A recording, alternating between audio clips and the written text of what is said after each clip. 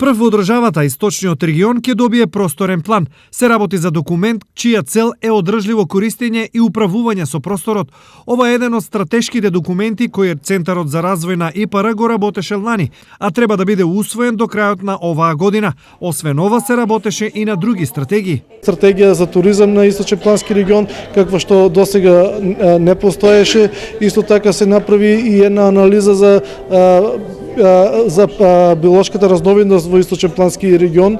Но освен на документи, Центарот изминатава година успеа да реализира инфраструктурни проекти. Центарот, например, мината година од средства од крос-бордер помеѓу Македонија и Бугарија, односно од ИПА фондовите, го изгради мултимедијалниот центар во Штип.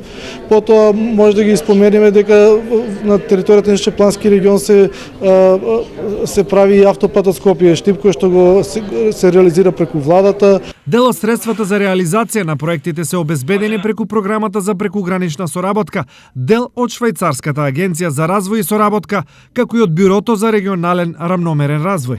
Со овие пари се изработи техничка документација за регулација на неколку реки и пречистителни станици во регионот, пристапни патишта до туристички локалитети, како и студии за развој на ски туризмот.